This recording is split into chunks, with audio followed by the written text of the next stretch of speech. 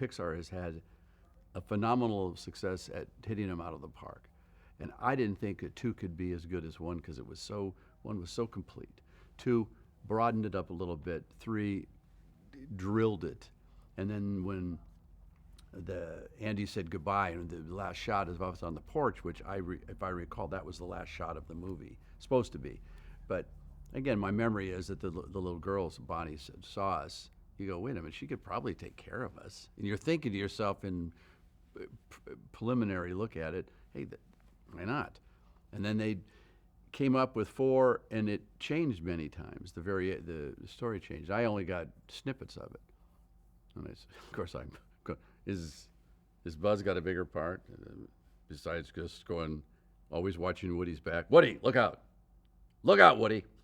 It seemed to me for a while that's what I was saying, and it's the story they came up with, but in a different variation. And I said, yeah, it was any chance to do. I love these characters. I love playing Buzz. So yeah, I said I was all in. That was a long way to go to say Toy Story 4. Yes. From my point of view, you find Woody's expanded sense of, is it possible to say his expanded sense of real, and Buzz's limitations. In a very funny way, Buzz doesn't have a consciousness, which is probably one of the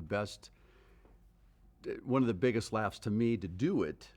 And of course, I don't get to do this with my buddy Tom, but he's having a crisis of confidence, and he wonders to himself, and he says, I'm just having this, I can't get the line right, I don't remember, but he said, I just wondered to myself, and this voice keeps telling me that I should go after Bonnie or something, and I lean in and go, who do you think it is?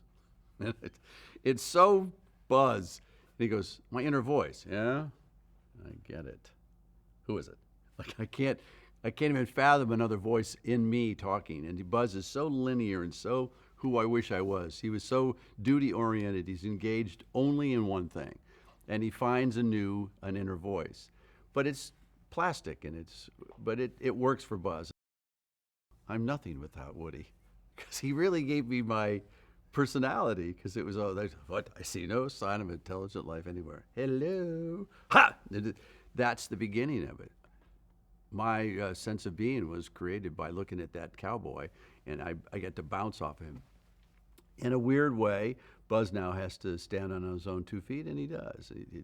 He is who he is, which is great. And Woody also has to expand who he is, which he's a remarkable character, because he's constantly thinking about how it affects other toys, which is a metaphor to me of a person who's constantly concerned about other people. His matter-of-factness reminds me a little bit of Buzz, because he's innocent. So innocent, but he's got a personality tick that he thinks he's trash, because he's literally made of trash out of a wastebasket. So that's where he constantly wants to return to.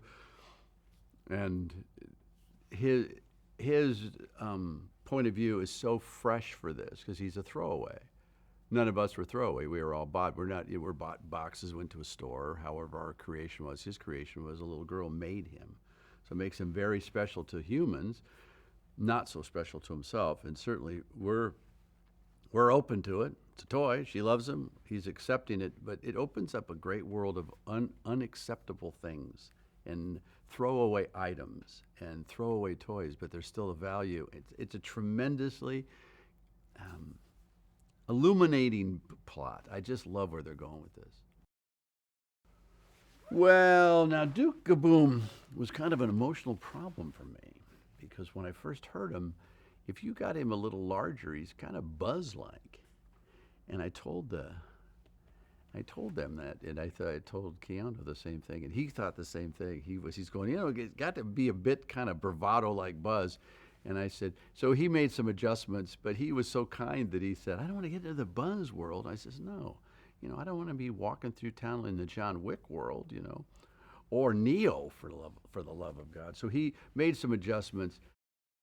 I read the first draft, and that was good. And then there was a working animation that was almost like, I think, better than Toy Story 1. I mean, the technology, overall, this thing is so beautifully shot.